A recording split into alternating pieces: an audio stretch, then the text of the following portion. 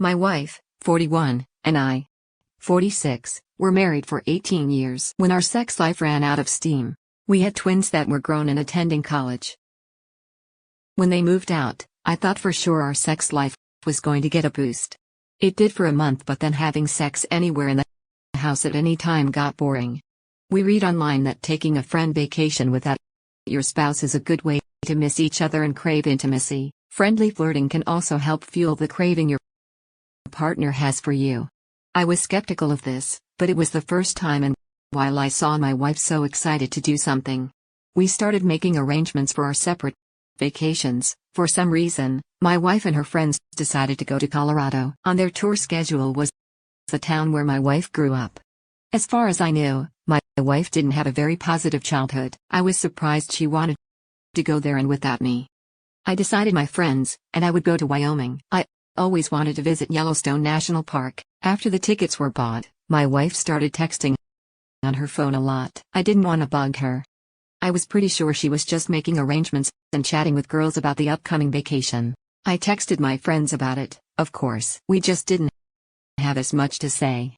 I asked my wife for a copy of their itinerary, and she was caught off guard by my request. She said she would have to edit it because she mixed up the dates on the first draft. Once she fixed it, she gave me one of the printouts. It was a bunch of girly activities like yoga, shopping, yogurt treats, hiking, and restaurants. Well, fast forward to 3 days into her 6-day vacation. I missed her a lot. I was having fun, but suddenly 6 days felt like way too long. To make matters worse, my wife stopped responding to me. It really made me worry. I told my friends about it, and they, of course, told me to just relax and enjoy my time away in a new place. I did for another day, but my wife was responding really weirdly to my texts. It was like she didn't care what I had to say, and only responded because she had to. I felt terrible, and I was worried. My wife's itinerary placed her group at a restaurant that night for dinner exactly 6 hours away from my friends and I started driving there at 1 p.m. so I'd get there by 7. When I got there, I found all of my wife's friends. They were shocked to see me. I asked them where my wife was, and they told me the worst news ever. She left them to meet up with someone else. I collapsed onto one of the chairs by their table, and they offered me even more information. They said she'd been on her phone until this morning when she left before anyone woke up. She only texted them to say she wouldn't be back until late. I asked if she said anything else about who she was meeting or where she was going. Finally, one of her friends gave me a tiny piece of paper. She said it was for safety reasons because my wife didn't want to go somewhere without someone knowing. It was an address. This friend added that my wife didn't want her to tell anyone, especially not me, where she was going, and this was only if she didn't come back in time for the flight home. Seeing as I showed up unexpectedly and concerned, this friend was persuaded to tell me the truth. I thanked her and ran up to my car. She caught up to me and asked if she could tag along. I agreed. I needed someone else to balance out my panic. Her name was Jade, and she told me about her family, hobbies, and work. It was a great distraction, but as soon as we got to the address, I was worried again. It was someone's house. There weren't any cars in the driveway, but it was only 8 p.m. Just before 9 p.m., a car pulled into the driveway. A man got out of the driver's seat, and my wife got out of the passenger seat. I got out followed by Jade and called out, "Hey, honey." She jumped and turned to see me. Her mouth was hanging open, and she was infuriated. She immediately asked what I was doing there and why I was with Jade. I told her she came with me for emotional support, because I wasn't sure what I was going to find. I looked at the man I had never seen before and asked who he was. He boldly said he was my wife's lifelong friend and new lover. I punched him in the face. My wife screamed and got closer to him. She yelled that he didn't know we were married. I asked her whose fault that was. He didn't know because she didn't want him to know. I asked if she planned for this the whole time, and she refused to answer me, even having the nerve to say I shouldn't be there. She looked at Jade and blamed her for being a snitch. I stepped in and said she only told me because she shared my concern, and I drove 6 hours to find her. This trip was supposed to renew our intimacy and give my wife a chance to miss me as she thought fondly of us. But instead, she used this time to meet up with the man from her past. I told her she wasn't welcome back at her home, and we were over. I trusted her to remain loyal and used this time to benefit our relationship, and she chose to destroy it. I couldn't believe it. After all this ranting, her bold lover started cursing at Jade and I, demanding me leave. He encouraged her to get in the house. She made eye contact with me for no more than 4 seconds, before saying she was sorry and following him into the house. 4 seconds was all the deliberation it took for my wife to leave me standing in another man's yard. 4 seconds out of 18 years. I got back in the car with Jade and started driving back to the restaurant. She apologized for me having to go through all of this. She said she wanted to keep me company when I got home if that was okay, and I graciously accepted. After she got back to her car, I started a long car ride home. I called my twin sons and guy friends to tell them what was going on. They were extremely sympathetic and flocked to my side for emotional support. 3 weeks after I got home, Jade was visiting me at least twice a week. I appreciated her a lot. Just as much as I appreciated my sons and friends, because they continued checking up with me over the phone or in person. My sons told me they could never see Mom in the same light again. They kept in touch with her over the phone, but they dedicated themselves to their college studies and didn't consider changing their lives to help her in any way. One of my wife's mutual friends told Jade that her AP dumped her after 4 months for being too clingy. That had to hurt so bad. She was used to being married for 18 years. It's no wonder she was clinging to him. She probably wanted to be assured emotionally that she made the right decision, but that only made him leave her. I wondered what she was going to do with her life now, but I didn't try very hard to find out. An entire year later, I checked my old email address and found that my wife had been sending me emails weekly that entire time. The messages ranged from extremely angry with me to completely desperate for my response and love. I was honestly relieved I didn't find these messages until a year later, because by now I was romantically involved with Jade and wasn't tempted to take my wife back after her infidelity. I hope this story encourages people not to cheat. I hope it encourages people who are going through betrayal to know it's really okay. It's not the end of the world, and life goes on. Even though my wife's world turned upside down, she still had another chance to change her ways and make herself a better woman. Wow, OP. I'm so sorry you had to endure the betrayal of your lifelong partner. You came out of your comfort zone for the chance to improve your marriage, and your wife made the selfish decision to meet with another man. I'm sorry your wife didn't understand how beneficial and worthwhile it would have been to rekindle the flame in your long successful marriage. She chose to sacrifice the father of her children, the man she spent 18 years with, for a fling that only lasted 4 months. Please, people, do not do what this woman did. She probably told AP her pity story about how her sex life was boring now and added that she was about to be in town for a few days. All AP heard was that he could have sex, probably more than once, with a woman he didn't have to commit to. Who knows what he promised her at the time, but it seems like as soon as she made the jump and switched men in her life, AP proved he wouldn't provide her the stability she was accustomed to. The lesson here is not to have sex with anyone who isn't your long-term companion. Sex is intended to be a sacred expression of love and commitment, but when it's had with the wrong people at the wrong time, it brings trouble.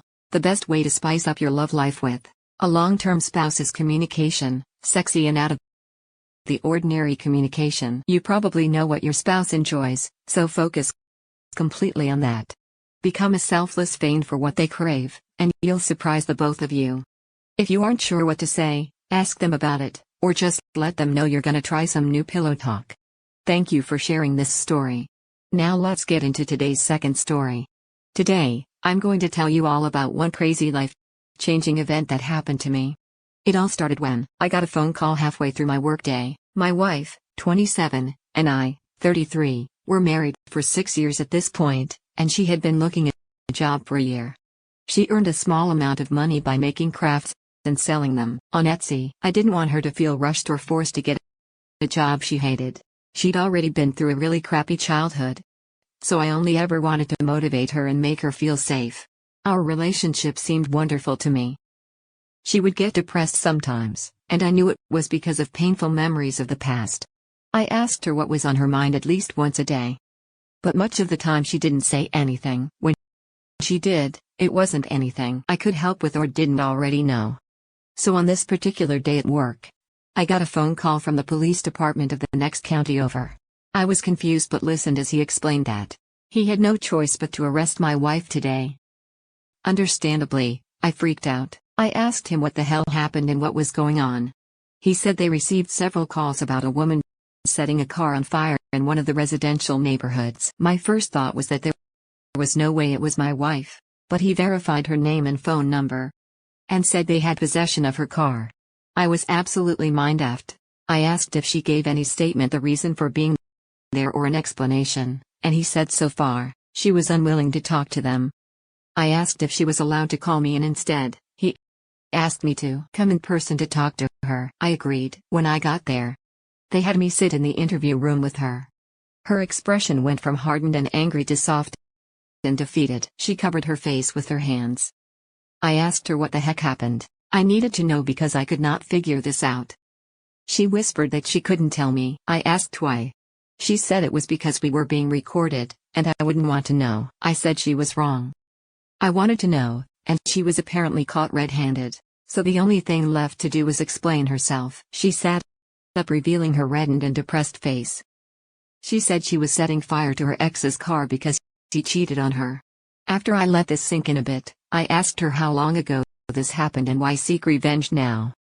She really didn't want to answer me anymore, but I was her husband. She was in a police station. Her options were limited. After breathing a lot and crying, she told me he cheated on her last night. I said, what?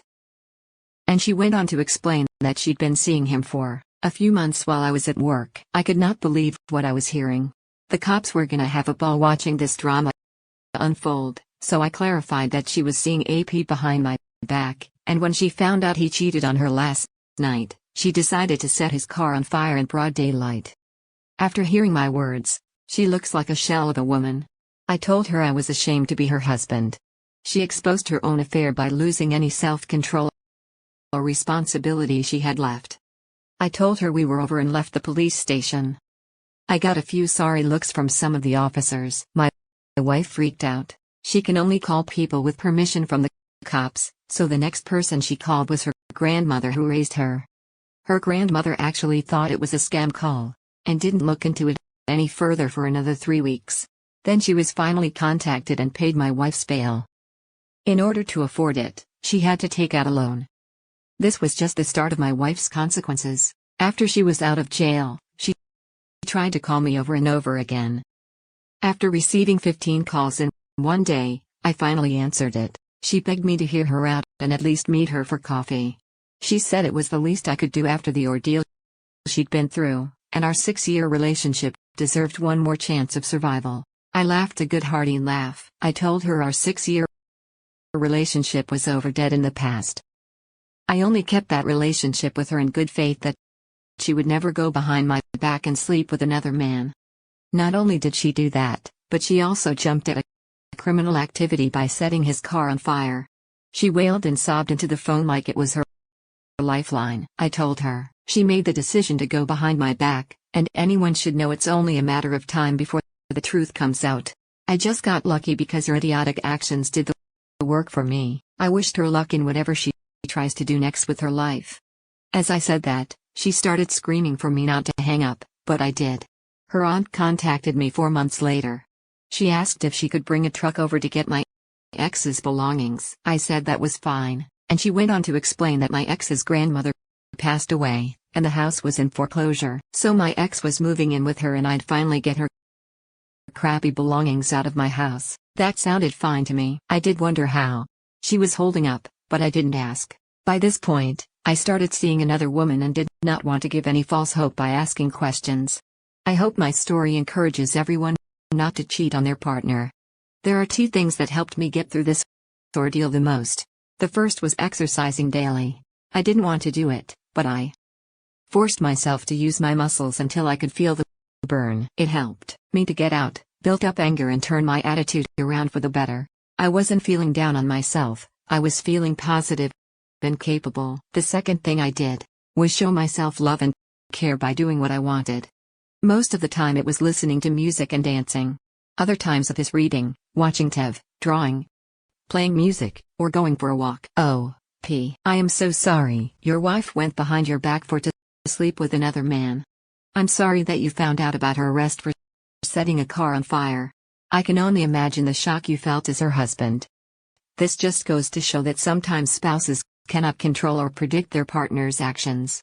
You may think you know someone as well as you possibly can, but they could have so much pain and smothered emotion from their past that it comes out in the most unpredictable way. When this happens, please do not blame yourself. You can't possibly know or control what someone else is thinking or doing. Even more importantly, their disregard for you and the consequences they'll bring does not determine your self-worth. It simply means that they had pain and emotions they did not know how to handle or resolve. It means they made very poor decisions because of their pain and perception of things. As humans, we are all nothing more than a combination of several faculties working together. And when we let something that's ultimately meaningless affect how we behave and treat others, that's a mistake that will undoubtedly cause a ripple effect. I wish you the best of luck in life. Thank you all for taking the time to listen to today's stories. If you enjoyed listening, please feel free to like and subscribe if you haven't already. Also, comment below with your thoughts on what happened. Take care.